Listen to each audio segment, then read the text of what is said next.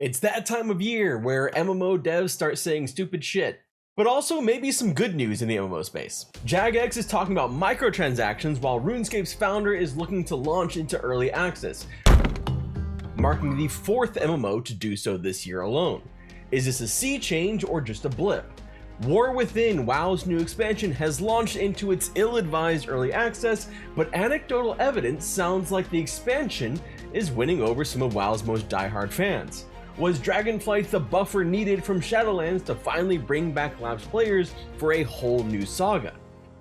An Amazon game studio keeps saying frustrating and just downright dumb things that make me deeply worried about the upcoming Lord of the Rings MMO and just about anything else they touch.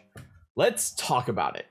RuneScape 3 raised some eyebrows with a survey on monetization they sent out to players back in late July, one that actually had an option about removing lockbox transactions. That's right, removing an unpopular monetization strategy from the game entirely. But hold on, because it's not set just yet. Now we have a bit more information, as reported by Massively OP. Jagex has commented on the survey saying the following. In essence, we are willing to explore meaningful changes to the MTX offerings in RuneScape. By working with players in a community consultation, we get to better understand more about what the issues are and why, and to explore new ideas and potential alternatives, balanced with ensuring we're responsibly meeting the financial needs of the game. This isn't a yay or nay approach, but a process influenced by feedback. So basically, no, we're not ready to remove it just yet, but we have heard that you don't like it and we're listening to you now. Any company willing to essentially pull back on some unpopular monetization, I think should at least at some point be lauded for the decision to do so, because it's not an easy one. Obviously, it's generally going to probably come down to, well, they saw that it wasn't working or something like that, or they saw that while it was potentially working, it wasn't worth the negativity around it, that it was causing more issues than perhaps it was solving. We've seen this a couple times before. RuneScape 3 especially, we've seen this not too long ago, but also EverQuest 2 recently bended to some pressure of some of their ridiculous monetization. I also gave, ironically enough, EverQuest 2 some of their flowers when they made the Origin server. The Origin server for EverQuest 2 has basically none of the bullshit on the server that really sucks everywhere else. They don't have chrono, they don't have super powerful things that you can buy on the shop. It's really just the game. And that's weird that it's laudable and exciting, but it is. But if Jagex has already burned bridges with you, even with RuneScape and Classic RuneScape, you might want to look at what the next thing on this news docket is today. Because Brighter Shores has announced a release date. An early access release date. In a very Brighter Shores fashion. Brighter Shores was a surprise announced MMO from Jagex's former co-founder, Andrew Gower. Brighter Shores was only announced earlier this year back in March, and was aiming for a Q3 release. And it's gonna miss that by just a little bit. Brighter Shores will be going into early access on November 5th, 2024. The little release date video we get is cute, it's funny, and in a weird way, it makes me actually more interested to play the game when it comes out. Brighter Shores plans to launch as a free-to-play title with 2 zones with hours and hours of content, along with more zones behind a premium pass, which basically just sounds like a way to say it's a subscription MMO with a generous free trial. Perhaps even more interesting than the release date for Brighter Shores might be the company it joins. Brighter Shores marks the 4th MMO going into early access this year. It joins PAX Day, Core Punk, and Pantheon Rise of the Fallen, all with calendar year 2024 dates for early access. Early access, of course, being an active development name that is used by Steam. You know, basically what BG3 did.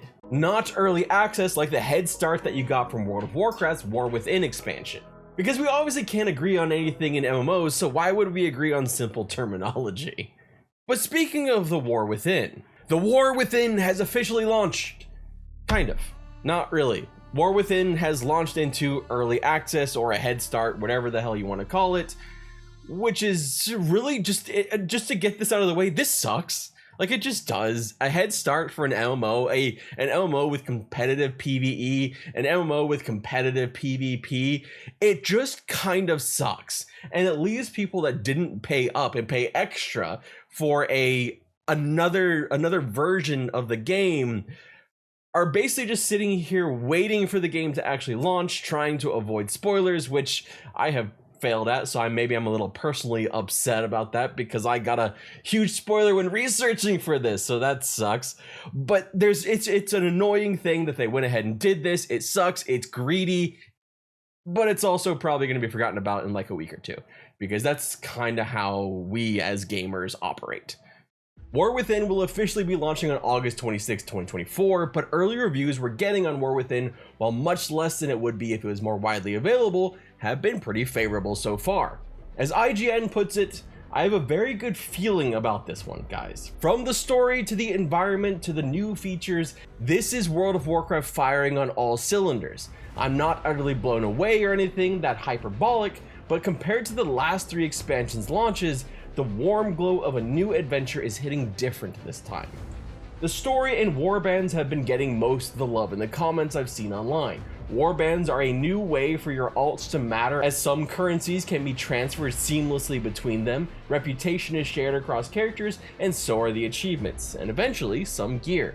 The return of Chris Metzen to WoW, along with the promise that this expansion is the first in a trilogy that will carry on the story, is enough to get me interested, so I've gone ahead and picked up a regular copy of War Within, so I'll be jumping in on the 26th to see what it's all about. It is a bit of a fast food MMO. It kind of always has been a bit of a fast food MMO, but now especially with the addition of things like follower dungeons and things like that. But honestly, when I play WoW, I really just go in to experience the expansion and then kind of leave. I am not an end game WoW player.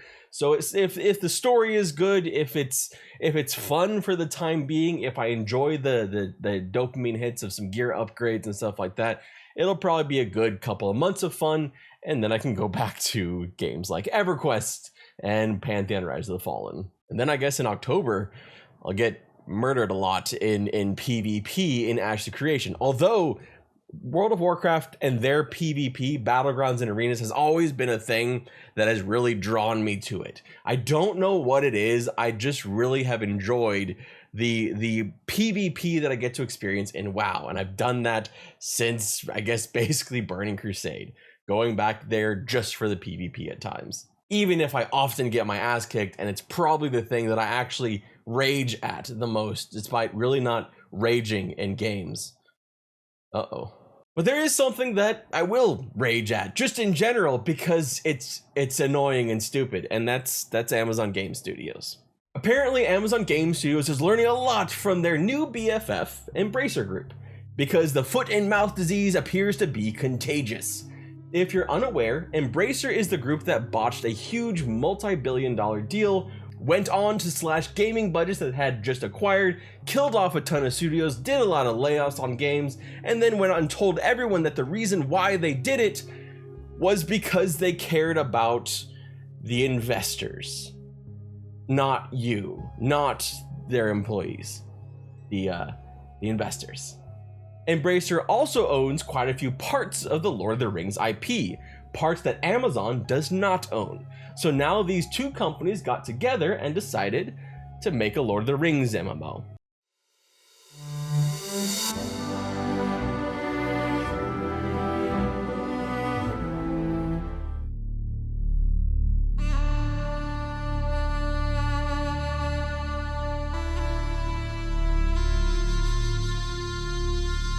Not like that though. How about with more AI?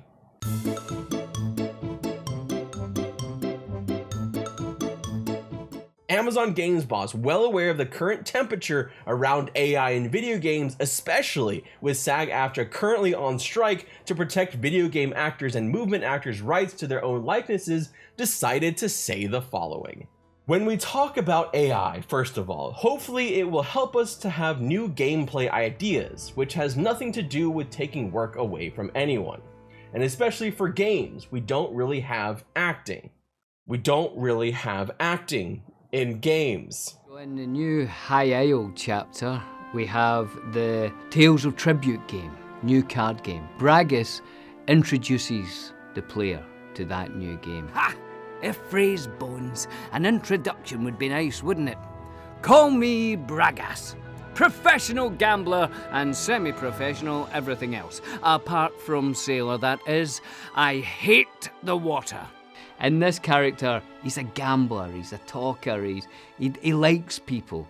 How he attacks this game, this new card game, is how he attacks life. All in. He is just all in on everything. And it's a game within a game that you can go into a tavern, meet someone you don't know, sit down, and you play this new card game together. It's brilliant. Do yourself a favour.